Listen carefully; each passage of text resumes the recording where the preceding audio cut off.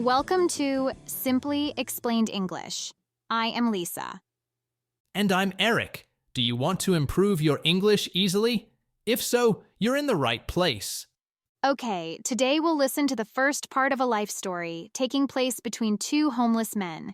It's an inspirational story, but we're sure you'll learn something from it. Let's listen to the story. Hey, can you spare some... Excuse me, can you spare some change? I just want to get a meal. Yeah, I was wondering if you could spare some change. I haven't eaten anything all the day. I just want to get a meal. let me see what I have. Thank you so much. I haven't eaten in almost a day. I only have a $20. Okay, no, it's all good. I appreciate you stopping anyway. Thank you. You know what? You can have it. No, I can't take that, ma'am. I'm positive. There's a convenience store right around the corner. Get yourself something to eat. It's too much. No, I want you to have it. What I have learned in my life is that helping others is a way to help ourselves. Thank you so much, ma'am. Have a good day. Thank you so much, ma'am. Hey, excuse me, do you have any spare change? Not really. Oh, bro, I'm sorry. I'm in the same boat you are, man. What do you mean? I'm also hungry and homeless. I'm so sorry to hear that, man. It's okay. Well, you're new around here? I never seen you here before. Are you recently homeless?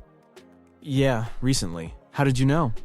I've been in this area for a long time, so I pretty much know everybody here. Sorry for the situation you're in, but welcome to our neighborhood. Do you mind if I... No, please. Please have a seat. Name's Marcus. Yeah, I'm Mike. Nice to meet you. Nice to meet you. So, how long have you been homeless? Oh, wow, bro. I've been homeless for about a year now. You? A few days? Man, if you don't mind me asking, how did you end up homeless? Man, that's a long story. I don't even think you want to hear it, man. Tell me first, why are you homeless? A friend of mine told me he couldn't pay his medical bills. He was really in a hard situation. So I gave him my life savings. Turned out there were no medical bills. Then I couldn't pay my bills and I got evicted. So I ended up sleeping in my car, but then somebody stole my car. That's rough, bro. Tell me about you. Well, it's a little bit embarrassing, man. But my ex-girlfriend cleaned out my bank account, left me for some dude, and left me completely penniless. No way.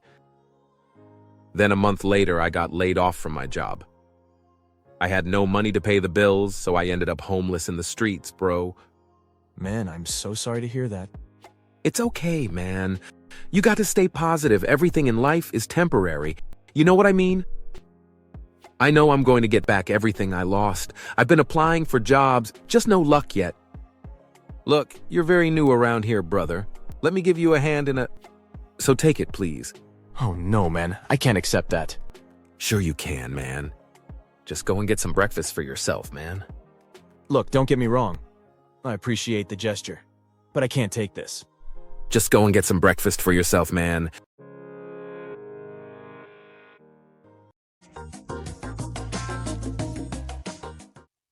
Wow, it was a very sad but very inspirational story. What do you think, Lisa? Yeah, it's incredible. Mike went undercover to find genuine kindness. And Marcus, without knowing who Mike was, still helped him.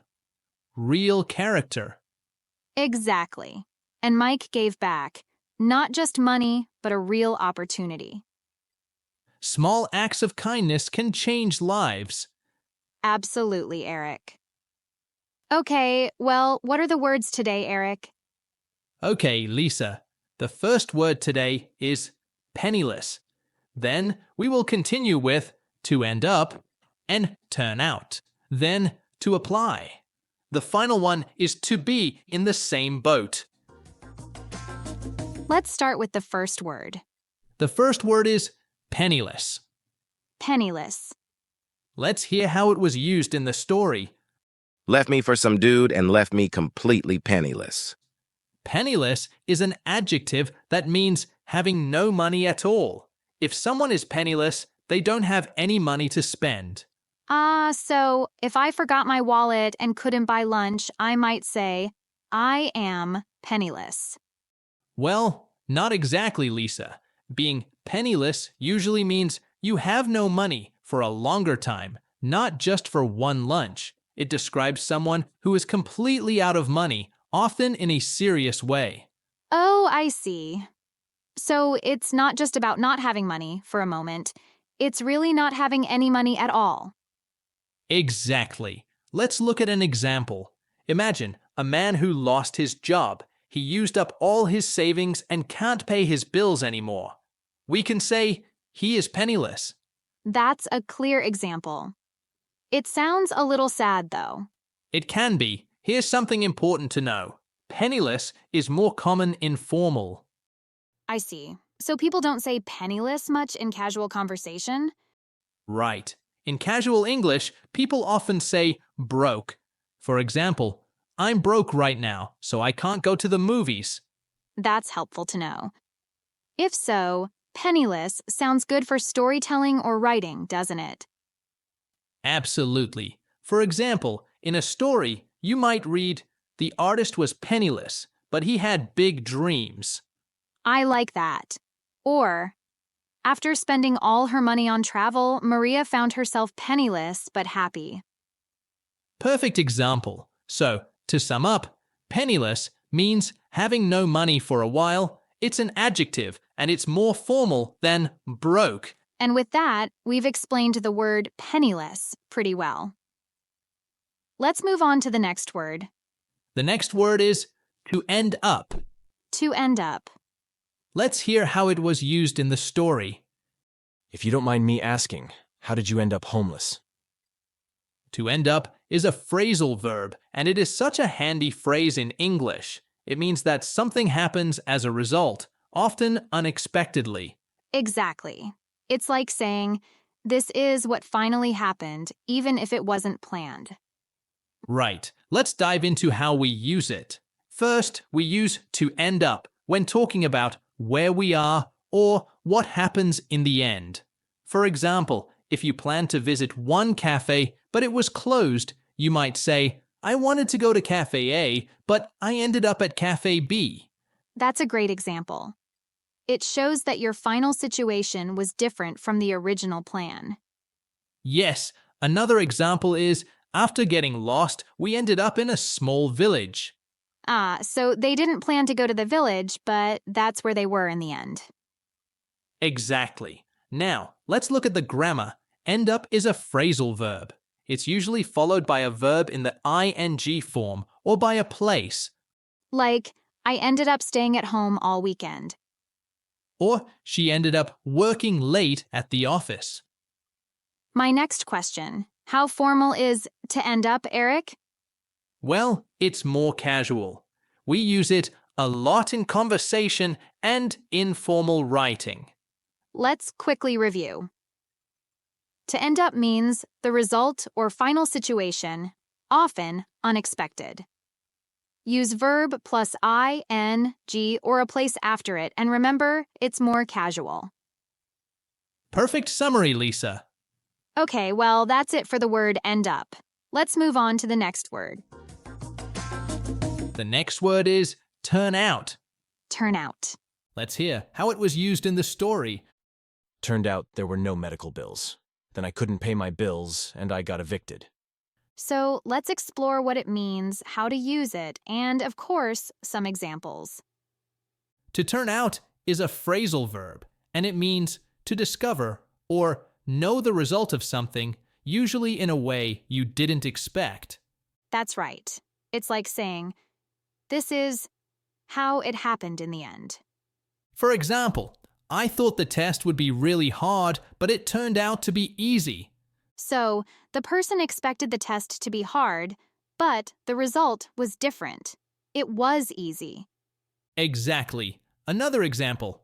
We didn't know if it would rain, but it turned out to be sunny all day. So, the result was a pleasant surprise. Yes, Lisa. Now, let's look at the grammar. After turn out, we usually use an infinitive verb with to. For example, it turned out to be true, or the movie turned out to be boring. But sometimes we can use it with a full clause. For instance, it turned out that I had left my phone at home. How formal is turn out, Eric? It's pretty neutral. You can use it in both casual and formal situations. For example, in a casual conversation, I didn't think I'd like the book, but it turned out to be great. And in a formal email, it turned out that the meeting was postponed. Let's review. To turn out describes the result of something, often in an unexpected way. You can use it with to plus verb or that plus clause. Good review, Eric. Okay, well, shall we move on to the next word? Let's do that. The next word is layoff. Layoff. Let's hear how it was used in the story. Then a month later, I got laid off from my job. The phrase layoff can have two common meanings. The first meaning is about work. If a company lays off workers, it means they stop employing them, usually because there's not enough work or money. It's not the workers' fault. They didn't do anything wrong. The company just can't afford to keep them. Exactly. For example, you might hear, the company had to lay off 100 employees because of budget cuts. Got it. That's a formal use, right? Yes, it's a formal way to talk about losing a job for economic reasons. But layoff has a more casual meaning too. Oh, really? Tell us, please, Eric. Sure, in casual conversations, layoff can mean to stop doing something, especially if it's annoying or bothering someone. Like when someone keeps teasing you and you want them to stop? Exactly. For example, you could say, "Hey, lay off. I've had a rough day." That's a handy one. So it's like saying, stop it or leave me alone. Absolutely. Let's give a few more examples to make this clear. Sure. Imagine you're at work and your friend keeps sending you memes during a meeting. You could say, lay off the memes for now. I need to focus. That's a great one. And for the formal meaning, the factory laid off half its staff during the pandemic. Perfect examples. Got it. And that's it for the word layoff. Now, we know how to use layoff in two different ways. That's right, Eric. Okay, let's continue with today's last word.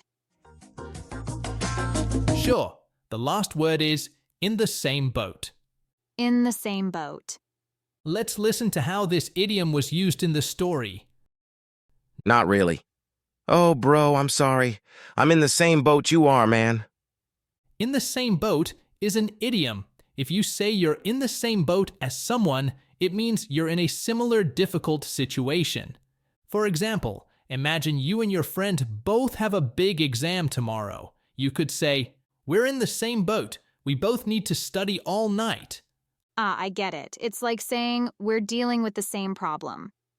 Exactly, especially if you and someone else are facing a similar problem. Let's give a few more examples to make this clear. Lisa, can you think of a situation where people might say, "We're in the same boat"? Sure. Imagine a group of coworkers who all got a pay cut. They might say, we're in the same boat. We'll have to find ways to save money. Perfect example. Or how about this? During the pandemic, many families were in the same boat, trying to work and study from home. Oh, that's so true. It's an idiom that can bring people together, right? Yes, it shows empathy because you're saying, "I understand your situation because I'm dealing with the same one too." Is it formal or casual, Eric? It's more casual, but you can use it in both formal and informal settings. For example, you could use it in a work meeting. "Our team is in the same boat as the others. We all need more resources." Or in a casual conversation, like, don't worry about your flat tire. I'm in the same boat. My car broke down yesterday. Exactly. It's versatile but friendly. And that's it for the idiom. Now you know how to use to be in the same boat. And remember, we're in the same boat as you. We're all learning together. Well said, Eric. Well, that's it for today's episode of Simply Explained English. We hope you found the words helpful and the explanations easy to understand. Thanks for listening. Keep studying your English. And stay tuned. Bye for now.